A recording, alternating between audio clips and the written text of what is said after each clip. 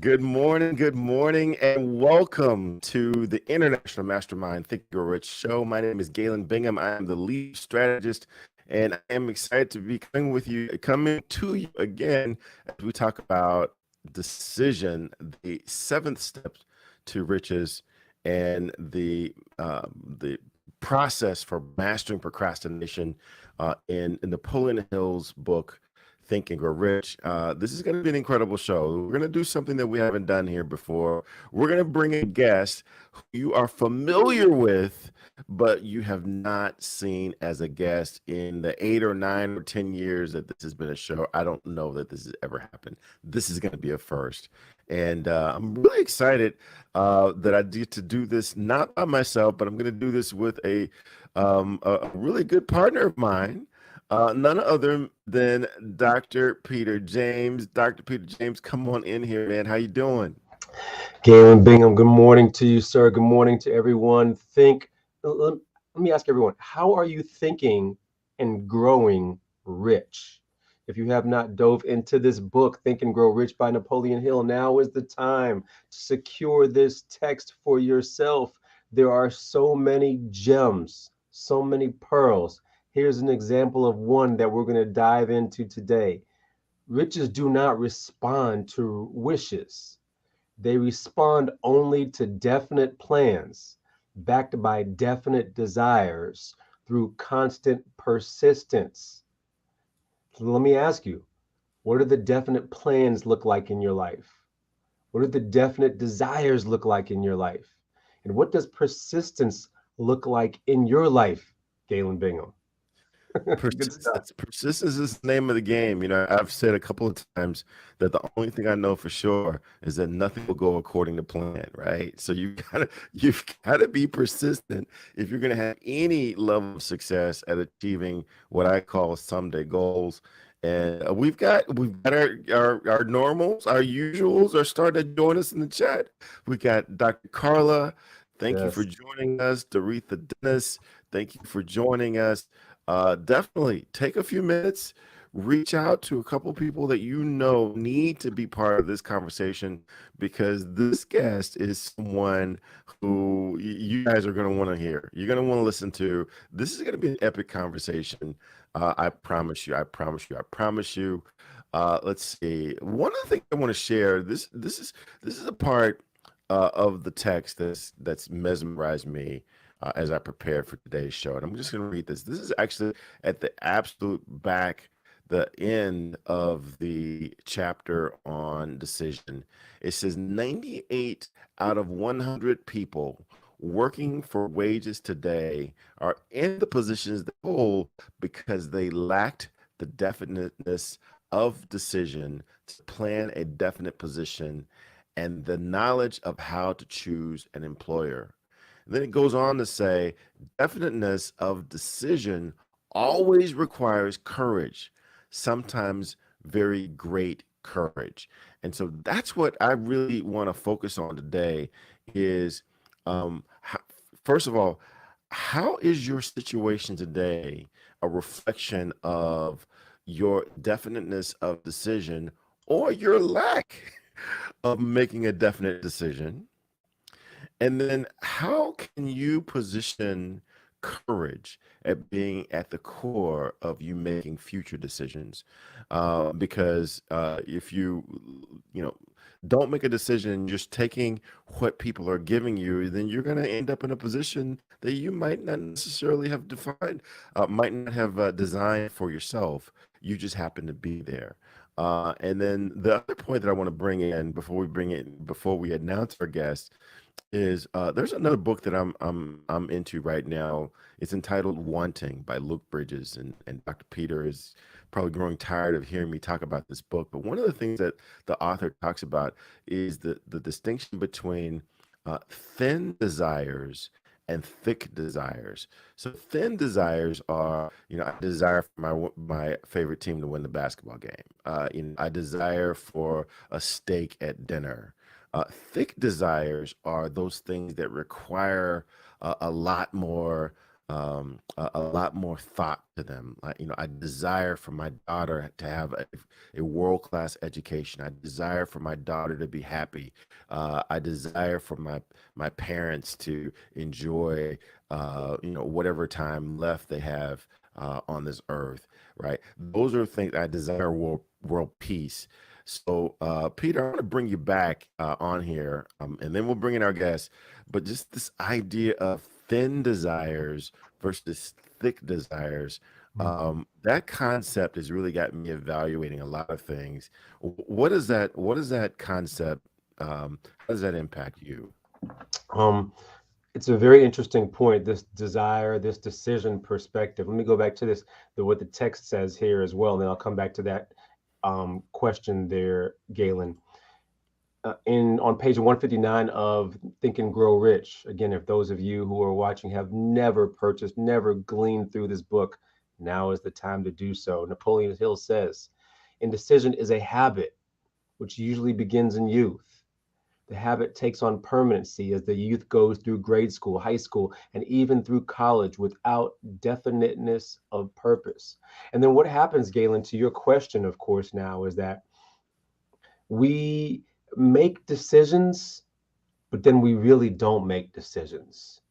We make decisions when maybe we make a decision to move somewhere, to go somewhere, to work somewhere. And then we often get sucked up into the environment. I call it, I've called it this before. We assimilate, right? Think about a place of work that you have worked at before, a place of employment where you have worked at before. You fill out the application, you get the job, you think you got a great boss, you got a great opportunity, and then you just work hard at what you're doing. But what are you doing for you? What are you doing outside of the job for you? Beyond the job? What is going on? So now you've made this decision to go to work. You've had this desire to find a great place of employment. That's been accomplished. But truth be told, an organization wants you to be sold out for that organization. They want you to become assimilated to that organization. Um, and so you do that, but then what about your own goals? What about those things that you've spoken about doing or getting or going to? Have they become lost because now you're in this organization? And we've all done this at some point in our lives where we have assimilated so much that our desires, going back to your question there, Galen, your thick desires kind of fall by the wayside because now you've got this thin desire that you're sitting in. I wonder how many of us are sitting and not doing. And we have to ask ourselves that sometimes. Have we got sucked into our environment so much that we are not pushing towards our goals? What do you think about that? Galen, I have to go back to you there. Are you sitting or are you doing? I'll tell you this process, this conversation, this Yeah, mastermind conversations with you on a weekly basis. That's what keeps me focused on my thick yeah. desires, my thick decisions, and challenging me to do what I've always said was important to me. And I think that this is a great place. This is a great space to bring in our guests because I really want to know what they have to say about this topic. This is someone who everyone has known, but we have not had Ms. Ann McNeil as a guest on her own show. So that's what we're going to do today. Miss Ann McNeil, welcome to the Thinking Girl Show. Come on into the conversation. How are you doing? Oh my goodness. You talk about really an amazing opportunity to make a decision to share. I'm excited to be here. And I'm more excited actually to share. And so it's a decision. We're discussing decision. And I think that moment by moment, we each make a decision that impacts the next decision, that impacts the next decision, Mm, that impacts the next decision. And I think, though, that oftentimes what happens is that we don't realize that we have a brain, and we don't really use it, probably because we've not learned how. And Napoleon Hill said, greatness is the ability to recognize the power of our own mind, then embrace it and then use it. And that takes a decision. So for me today, being able to share, I'd like to encourage our audience, the listeners, to put their questions in the chat, and Galen will fill the questions and we'll have a dialogue. I'll have an opportunity to share some decisions that I've made, some good ones, some bad ones. But the bottom line is that it's a decision, because indecision in and of itself creates doubt. And doubt, as we know, when you don't make a decision, it has a way to crystallize itself into fear. And so with those thoughts in mind, Galen, let's get this party started.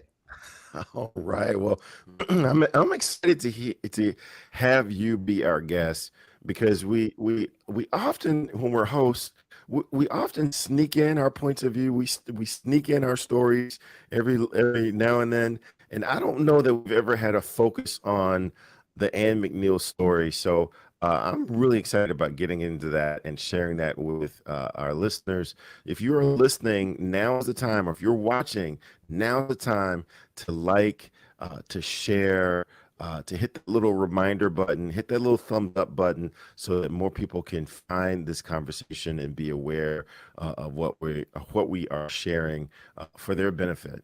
Before we get into this conversation, Dr. Peter, I'd love for you to talk a little bit about this overall, this full philosophy, and how this part of the philosophy decision fits into that overall concept.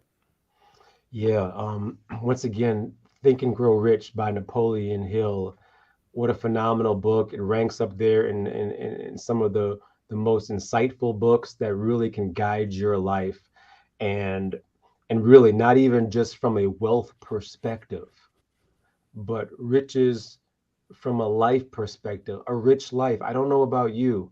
I desire to live a rich life. I'm going to make decisions to live life to the fullest. And in this book, Napoleon Hill talks about these 13 principles that kind of go hand in hand. They really hold each other's hand through the book in order to help get us to a point where we are well-rounded from 360 degrees, not just work, not just business, not just wealth, but what about your life? What about your family? What about your even when you're vacationing or sitting down and watching TV, or what you're inserting into your brain from music perspective, what you're listening to, what does it involve? What decisions are you making around what you're listening to? So, okay, I'm getting very, very deep. I digress. Let me go back to this video that we're getting ready to watch, which gives us an overview of these 13 steps. Again, if you have not purchased this book, today's your day. Let's give this a listen. Number 1 is desire. Napoleon Hill said that everything starts with a burning desire, a compelling reason for doing what it is we do. Step 2 is faith, having belief in our ability to attain that which we desire. Step 3 is what we call autosuggestion. Autosuggestion simply means being very intentional about the things that we are pouring into our thoughts, into our brains, and into our consciousness. Our brains, our minds will receive everything automatically, but we have to work extra hard to make sure that the positive things are what we are feeding ourselves, because those positive thoughts are going to turn into positive actions. Step number 4 is specialized knowledge. No one person knows everything, even about whatever their particular area of expertise might be. And the value of the MasterMind principle is using the specialized knowledge of other people. Step number 5 is imagination, the workshop of the mind. Everything starts with our imagination and our thoughts, the burning desire to transform those thoughts into our reality. In order to do that, we have to take a look at step 6, which is organized planning. That is how we crystallize our desire into action, organizing ourselves. Having the thought and not acting on the thought isn't going to get us anywhere.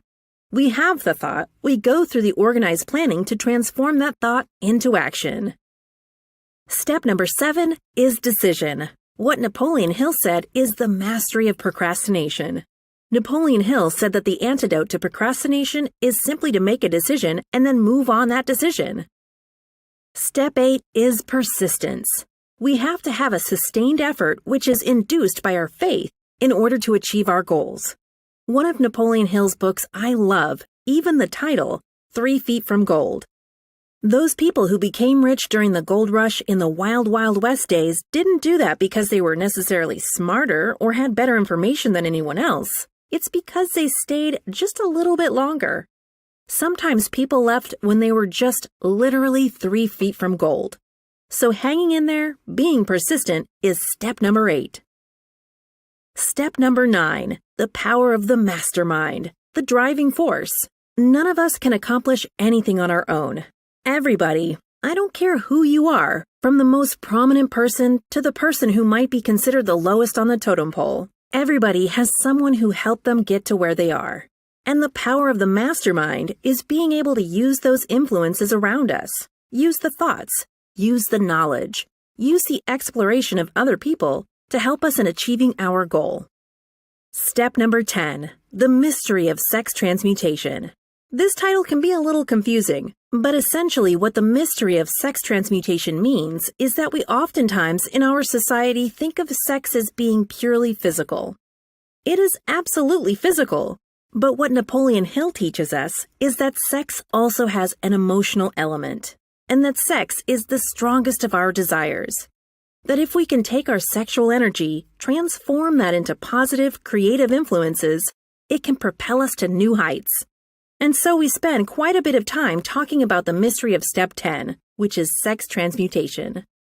Step number 11 is the subconscious mind, which Napoleon Hill tells us is the connecting leap between our human mind and the infinite intelligence, the source of all thought, the source of all creativity. Conscious mind, we spent some time talking about how we use that through the influence of autosuggestion and what we're feeding into our mind. Step number 12, which is the brain, the broadcasting and receiving station of thought. Final step number 13, the sixth sense, the door to the temple of wisdom. This is the final step through which infinite intelligence may and will communicate voluntarily without any effort from or demands by the individual. The principle is the apex of the philosophy. It can be assimilated, understood, and applied only by first mastering the other 12 principles. All right. So there you have the entirety of the philosophy. I want to get into this conversation with our guest, Ms. Ann McNeil. So, Ann, come on into the conversation because a lot of people, especially if they have been loyal viewers and loyal listeners to this show, they know your story. And they could probably recite your story along with you. So share a little bit of what that story is for the 2 people on the planet who have not heard it. But then I want to get into the importance of making these thick decisions. And Napoleon Hill talks about that definite decisions require courage. So what were some of those thick decisions that it took some time for you to really settle into and in order to make that decision, as opposed to, making the decision of what you wanted for dinner or the color that you wanted your granddaughter to paint to color a picture. What were some of those thick decisions that might possibly have led to us being on this very show at this very moment? Well, let me start, Galen, by sharing a story for those of us that listen to Jim Rohn. I don't know if you remember the story he shares about the Girl Scout coming to his door. And all of you listeners, if you ever listen to Jim Rohn, which is probably in the world one of the most prominent, renowned speakers.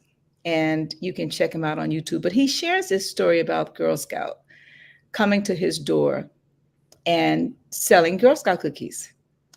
And he says, you know, I lied to a Girl Scout. She came to the door, she knocked, I opened it, and she said, sir, you know, would you like to buy some Girl Scout cookies? And he said, well, we already have Girl Scout cookies. I'm sorry. He closed the door. And he made the statement, he said, you know, I lied to a Girl Scout because I did not have the $2 to buy the cookies. And that day I made a decision that I would never live like that again. Now that decision opened the door for some other decisions. And for many, many, many, many, many years, I could never understand why he kept telling that story. Every time he spoke to a small group or large group, he always shared the Girl Scout cookie story. And then I got it as he shared later. He said, you know, somebody asked him the question, why do you keep sharing that Girl Scout cookies? He said, listen, there are people who see me now and they think that it's always been this way. I made a conscious decision, he said, that every chance I had, I would share that story to let people know where I was, because they can only see where I am, but they don't know the story and how I got here. And so when I realized that when we share our stories first, or somewhere along the line, people will connect with us at different levels based upon where they are. And so for me, 9 p.m., December 31st, 1979, I decided to share that story every opportunity that I get, because people see me where I am today, but they don't know the story and they don't know the journey. So I've made a conscious decision. That's a decision. We've heard a lot of professional speakers. We've heard a lot of preachers. We've heard a lot of people talk about things that they do. But if you don't know the story, you don't get the point. And so the point of my story from December 31st, 1979 at 9 p.m., when I decided to pick up this book called Think and Grow Rich and began to read it, the book began to read me. My husband and friends had gone out to celebrate the new year. I decided to stay home and read a book. So you can imagine where my life was at that point. But as I began to go through chapter 1 and then into chapter 2 and decide, it was a decision. When he asked me, Ann McNeil, how much money do you want? And for each of you that have read this book, you know the questions. First question he said is, how much money do you want? The second question he said, what are you going to do to earn the money? Number 3, by what date? Number 4, what's your plan of action? Number 5, this is the plan he's giving, the 6 keys, I call them. And if you're interested in getting a copy of those, you can text the word ANN, A-N-N, at 55678. Again, you can text 55678 and put the word "and" in the chat, and I will send you these questions. But the point is, that's a decision, and many of you will not do it because you're going to be just like I was, and many people, where you're going to just go on to something else. You're going to make a decision to go on to something else and then go on to something else. Well, that night, I decided to sit at home alone and not only answer the questions, but I made a decision that night when I realized that I was broke and broken. And that night I made a decision that I would never live like this again. I did not know what was the next thing to do, but I did what I could with what I had, which was to continue to read this book. And so that's the story. Let me fast forward the story now, 30, 40 plus years later. I sit before you as the first Black female contractor in the state of Florida, operating at the level that we do in construction, focusing on billion-dollar programs. Just because I am small does not mean I have to think small. And this book has helped me with that journey. But so many areas of our lives, Galen, we make conscious decisions and sometimes unconscious decisions.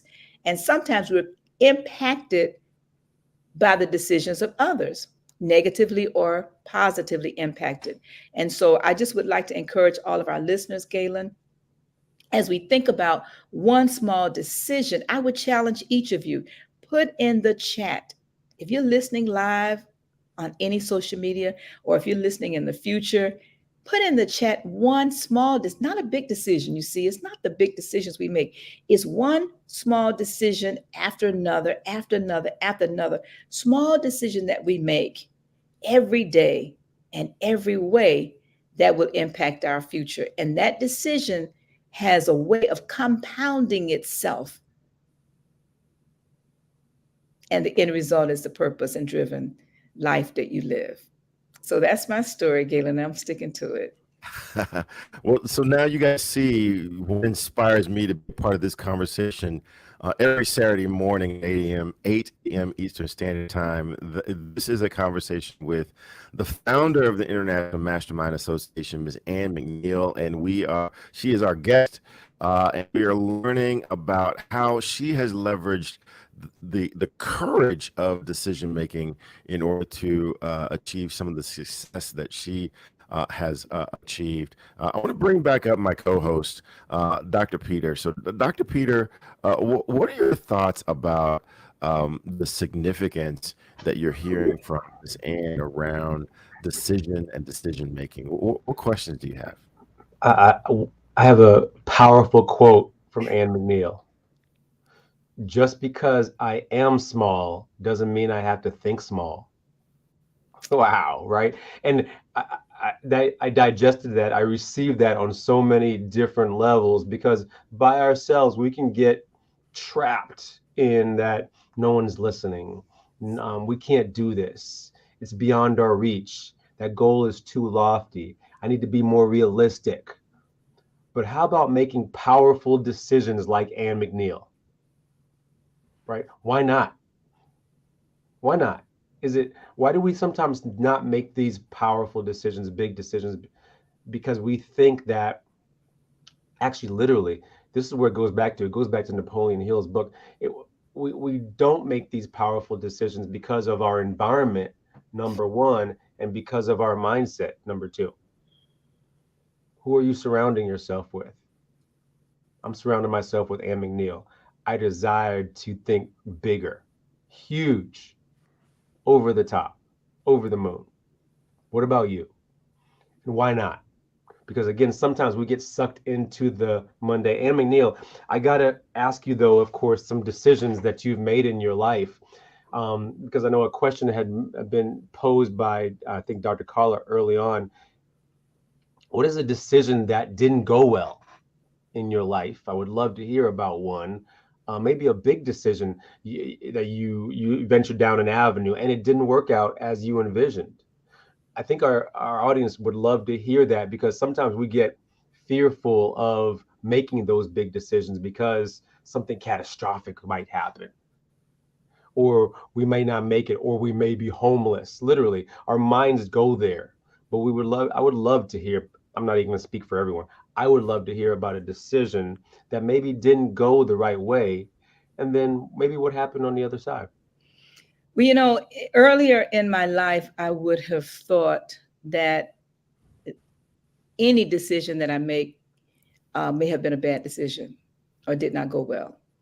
But only by continuing to live life, I now am beginning to realize that nothing is either good nor bad, as Shakespeare says, but it is our thinking that makes it so. Mm-hmm. So a decision, I'll give an example. I own 5 businesses: MCO Construction, MCO Consulting, where we work with private sector firms that work on public sector land to help them in compliance to some of the rules and regulations for DEI and things like that. I also own a constructively speaking business where I speak to share, and the founder of the National Association of Black Women in Construction, and also the founder of this phenomenal organization called International Mastermind Association. But along that journey of self-discovery, I began to realize that in answering those 6 questions, the decision that I made to go into the construction business was one opportunity to make money. There were a lot of other opportunities to make money. And so I made a decision to begin to look at the concession business in airports and retail in airports. And in making that decision, I had an opportunity to own, yes, 25% of Miami International Airport concession in a deal with a group of individuals. Well, I made, unfortunately, a decision to turn over the shares of that business to someone to hold for me, who later refused to return the shares. That was a decision. Now, of course, that was a monumental decision that I later held close in anger and frustration and disappointment until I began to really go inside, forgive first myself, but also forgive the person, because you see, people can only do to us what we allow them to do to us. So I had to turn that around and not look at the person and look at myself and ask myself the question, why did I decide to do that? Now, in retrospect, I am so glad. I mean, when we think about COVID and all of the things that has happened in aviation and being a small business, how many people have gone under, I could have lost literally everything. But that decision, because I decided to work on myself and look at it differently. And I will tell you, when you see things differently, you see things differently. And so that was a decision. I'll give you a second one, which most of you might be able to relate to this. When I started my first mastermind group back in the early 1980s with a group of 10 women, I began to realize, as I did the 1979 story, I began to realize that I was so deeply in debt from owning real estate that people were not paying their rent, and I was paying the mortgage on people who were not paying their rent, right? That's why I was so deeply in debt. And so I had to make a decision to deal with that debt by evicting people and doing those things that I had not decided to do, right? My goal was to save $1,000 a year. Took me 10 years to get out of the debt. Now, this is a decision that's impacting thousands of people today that I made and never thought about the decision at the time. But because of focusing on myself, I decided that if I don't know how to make money and save money, I would learn how. So we read a book as a part of our mastermind group decision. We read a book called The Millionaire Next Door. And in that book, it talked about some ladies that beat the stock market. They were in their 70s, 80s, and 90s. And they were called the Beerstown ladies. And in realizing that we could start our own investment club decision, and we could learn how to save and how to invest. So finally, I saved up about $15,000, which is my life savings. And unknowingly, here I go again, gave it to a brother who was a financial planner, only to find that I would never see that money again. Because of the people in our mastermind group, we decided to start an investment club. Now, this again is a decision that has impacted my life immensely. And I'm sharing this going to her question because very often we look at decisions separately. We don't look at them collectively oftentimes. The decision to not be upset with that brother, but to turn that back on myself and say, why did he do that to me? There were 10 of us in the group. We each got another person. There were 20 of us. He came and he spoke, and he knew clearly those of us who were investors and knew that we should have gotten a quarterly statement. He didn't take their money. Those of us who did not know, he took the money. So I decided, here we go with a decision. I could have decided to be very angry with him. But again, because of living in these principles every single week, I was convicted to turn that flashlight back on myself and say, how could you have an undergraduate degree, working at the time on a master's degree, already owning first business? How could you not know that you should have gotten a statement, quarterly statements. It was because I had not made a decision to learn about investing. So by making a decision not to be angry with that brother, still bless him. Of course, we are all human. You go through the emotions.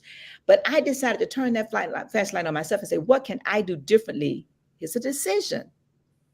But one small thing, start an investment club. Another small step, began to learn how to save. Just a small amount, $20, short-term savings, $20, long-term savings, $20 emergency, month after month after month after year after year after 10, 20, 30 years, a decision.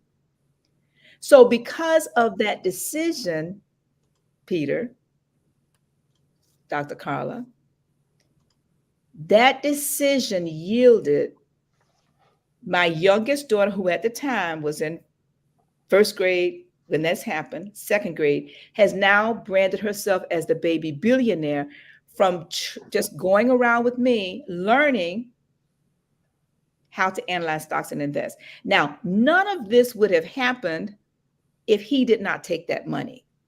So was that a bad decision or was that a good decision? Was that a bad thing or good thing? I still contend that nothing is either good nor bad in terms of a decision. It is our thinking that makes it so. So that's a kind of lengthy, to respond to the question, but I want to make sure I drive this point deep because some of us are living with decisions and harboring anger with ourselves and with others when we really need to go inside ourselves and forgive and forget and turn it over, wherever you turn it, to the Spirit, to God, wherever you turn it, and let it go so it can flow back to you in multitude of prosperity. So those are just my thoughts in terms of a decision that I made, a couple of decisions that I made that I thought were horrible at the time. But oh my gosh, to look back on them in hindsight, it was the best decisions I could have made. Wow. I love that. I love that, Anne, because many of us who are watching won't make a powerful decision out of fear. Sometimes we don't know what we're afraid of. Oftentimes we're afraid of embarrassment. Oftentimes we're afraid of losing money, even a small amount of money. But what we just heard from you, though, was the fact that when a decision doesn't go well, how you respond on the other side, what your mindset is like on the other side dictates so much, as opposed to the actual event or the actual challenge or problem that resulted as a result of this decision that was made, right? What was your mindset like? But we get so paralyzed because we don't want to make any mistakes. I'm going through hiring right now for my business. And one of the things that I have mentioned to people that I'm hiring with is that I want you to make mistakes. Because if you're not making mistakes, that means you're not doing much. You're not trying new things. And that's what Anne has said here. She has stepped into these activities, to these powerful decisions, actions. And in hindsight, she realized, I made a decision. And sometimes, all the time with decisions, there can either be a positive outcome and a not so positive outcome. I've actually not loaned, I've invested. Actually, I'm really thinking about this, Anne Manil. You can appreciate this. I invested $10,000, which was a lot of money for me back then in a business, and the guy went ghost. I'm sorry. Bless him, and let him go. Bless him and let him go. But to your point, though, for years, I often said to myself, wow, if I saw him on the street, I'd just give him a nice little punch. But now I'm at the point, you know what? That's part of the investment game. It took me a while. This brother. It took me a while, but let's be honest. I had to digest this, that this is, listen, I made this decision. It wasn't him. That's right. Galen, what do you think? This conversation is reminding me of two things. First, great opportunity for me to weave in a quote from Miles Davis. And you guys know how I feel about Miles Davis, but he says that if you hit a wrong note, it's the next note you play that determines whether it was good or bad. I love that. It's the next note, and that's what I'm hearing in so many different ways from you guys. And the other person that I'm thinking about right now is my dad, who just transitioned a few months ago, and he used to always say that a negative decision is not the decision to do the negative. A negative decision is the decision to allow someone else to make the decision for you by your acquiescence. And so that's what we're talking about. How do you engage in making the decision, having the choice be yours, as opposed to allowing circumstances to dictate how you're going to fare in a different situation. So I want to come back to Anne, because one of the things I'm thinking about is, you've been talking about how these small decisions usually have greater impact than we might attribute to them initially. Talk to me about a big decision that you've made. And by big decision, I'm thinking about when Barack Obama was president and he got some intel that Osama bin Laden was in a particular building in a particular room. It wasn't guaranteed, but he had all these really bad dudes, military dudes, Navy SEALs surrounded in this area. But they looked to him. They said, "We can't be sure that Osama bin Laden is here. We think that he is, but we're not sure. What do you want to do? Should we go in or should we wait to get more information?" And at that moment, it was his decision to make. Do we go in or do we wait? And that was a big decision that if it had not turned out that Osama bin Laden was where we thought he was, there would have been all kinds of catastrophe for the United States. Can you think of any big decisions where it was not guaranteed, the advisors weren't telling you exactly what you needed to hear, but you had to gut call because it was all on your shoulders as either the person or as the leader? Well, I want to go back, Galen, to the beginning of the chapter of organized planning. I think it is on the first couple of pages, where Napoleon Hill shares that once you have a desire and you make a decision to move forward on that desire, you must have organized plans. But in order to have organized plans, you must decide on a mastermind group of accountability to vet your plans. And that decision is going to impact the success or failure of your plans. And so I really want to encourage all of us, Galen, as I give an example of this. Don't let your emotions, if you will, don't let your emotions make your decisions for you. Don't let your emotions make your decisions for you. Now, I went to organized planning and the mastermind group to come to the decision to talk about the fact that I made a decision to create a clarity mastermind, but I didn't make the decision to create the clarity mastermind. I made a decision to work on Ann McNeil. And in doing that, I do a list of things every day. And one of those things that I do is listen to scrolls. And the scrolls I'm listening to right now is the fact that I am in control of my emotions. And my emotions have moods, just like nature has moods. We go from summer, winter, fall, all of those things. Well, these moods affect our decisions. And so one of the main decisions that I made many years ago was never to quit my business. But because of a mastermind group of accountability and masterminding, at work, we have a mastermind group. It's called our leadership team. In my life, we have a mastermind group that meet every Monday.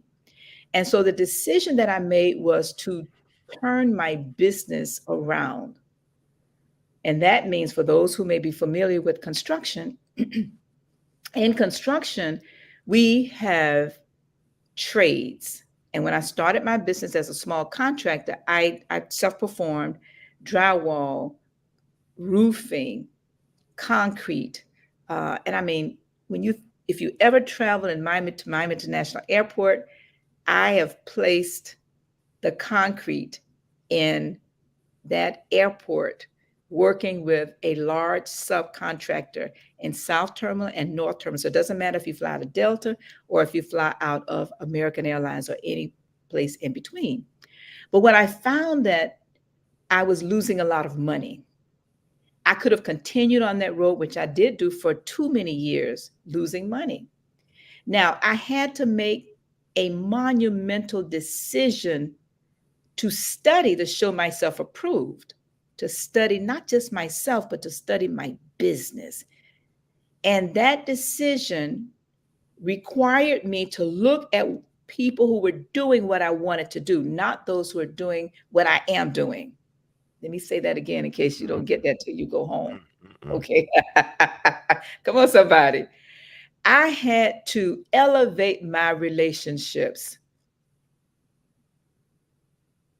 So I made a decision to become uncomfortable in this industry, being the only Black person, not just female, attending an all Republican events every single year, after year, after year, after year, after year, after year, to learn how do they do construction in a major way, billions and billions and trillions of dollars. That was a decision, it was a monumental decision because we're very uncomfortable. You know, people look at you and they want to give you their plate because they think you're part of the wait staff. Come on, somebody. That's why I wear red and not Black. Yes. People who look down at you and wonder, why are you here? It's a decision. But now, because I do that $1 billion program, they're calling me and saying, can I invite you to the dance with me? So those small decisions, Galen, was a big decision that I had to make to reinvent my business, to go from a small contractor doing small projects to focusing on $1 billion. And actually had a meeting yesterday about the Biden infrastructure bill and Justice 40, because we're on our way to Washington in September again to get involved with the $1 trillion infrastructure program. And it's nothing but a mindset. So that's a monumental decision, Galen, and it did not happen overnight. It happened, and I started back with the chapter about organized planning. We, as a team in my company, analyzed our clients that were working well and those were not. We fired the ones that were not. We analyzed where's the profit. That's a monumental decision wrapped around a number of small decisions to turn my business around. Now that I've done that, I am able to help my clients do the same thing. And that's a decision, Galen, a monumental decision, because I do believe that whom much is given, much is required, and God will equip all of us to do that which He's called us to do. So that was a monumental decision that I've made in my business to basically turn it around and focus on $1 billion projects and programs versus $1 million decision. Wow. So I got to bring in Dr. Peter because Ann said one of your favorite phrases about mindset, that this was a mindset shift. So I want to bring you back into this and ask you specifically, tell us a little bit about this annual meeting that you and I attend to really kind of solidify our mindset and to make sure that our mindset is where it needs to be as it pertains to these things that, and I'll use my favorite phrase, these things that we say we want to do someday. The way we cure someday is by attending this annual meeting. Talk a little bit about that annual meeting from your perspective. Yeah, Galen, I first want to go back to what Ann was just mentioning there, and Ann stepping into an environment that was uncomfortable. She's recognizing it's uncomfortable, but she has bigger goals, bigger dreams, and made a big decision as a result. Oftentimes, we don't like to do that. Most times, we don't. We'd rather just pass it off, go do anything else in the world, but do that, knowing that the outcome might benefit us, probably will benefit us. Very similarly, this annual meeting that we hold every single year in Boca Raton, the first weekend in January, is a meeting where we are now able to surround ourselves with individuals who are planning for the upcoming year, but also planning from a holistic perspective, not just business, but all areas of your life and into the future.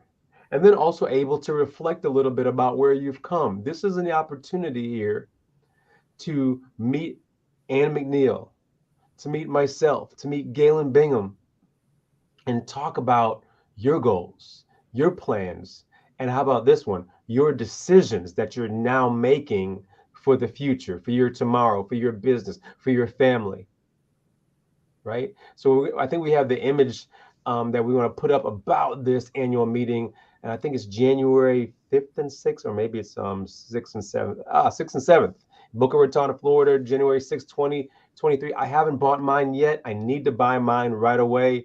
I'm over there somewhere. Galen's over there somewhere. And McNeil is, of course, front and center.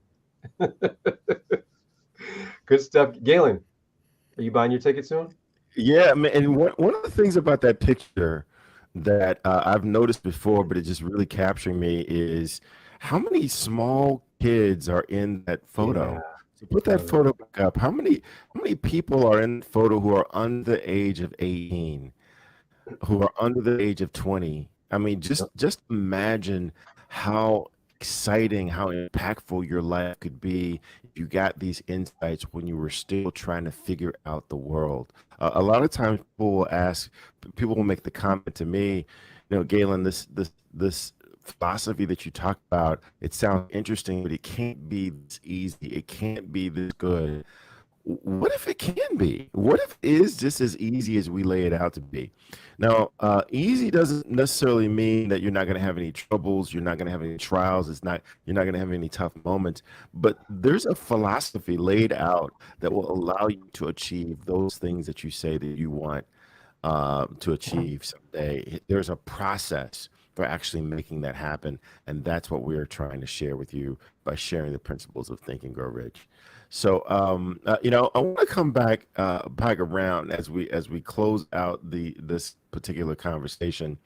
Is get what are your ahas, and I'll start with you, Dr. Peter, and then we'll go back to Ann. What's your key ahas from this conversation, and how can people get a hold of you if they want to have you help them shift their mindset? Yeah, Ann McNeil has once again dropped a ton of gems on us today, and I'm very thankful that we were able to uh, get a sneak peek into her journey, into some of the bigger decisions that she has made in her life. Because I don't know about anyone else who's listening or watching, that was inspirational for me.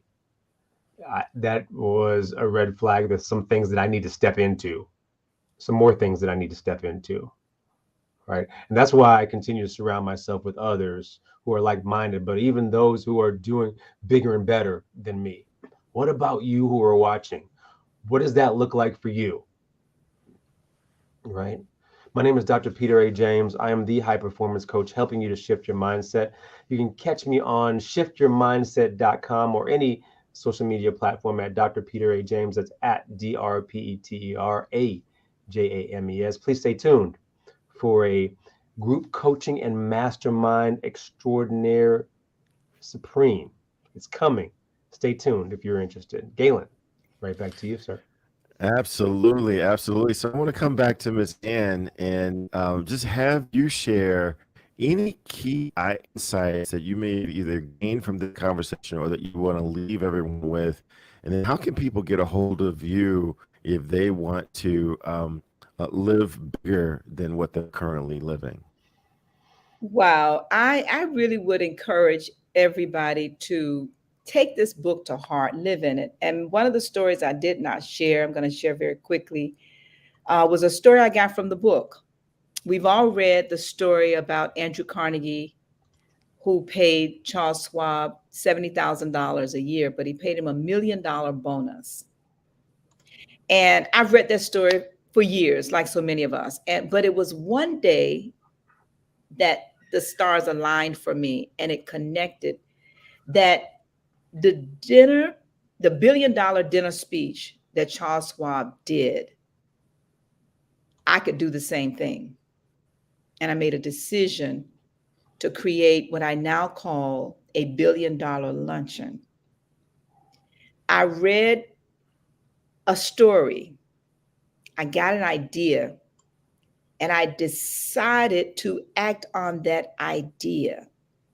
And I would say, going back to your question, Galen, about a large decision, I would say that was probably another huge decision that is impacting thousands of people, because now inside of our National Association of Black Women in Construction, we are hosting a $1 billion luncheon from the idea that I got from the book.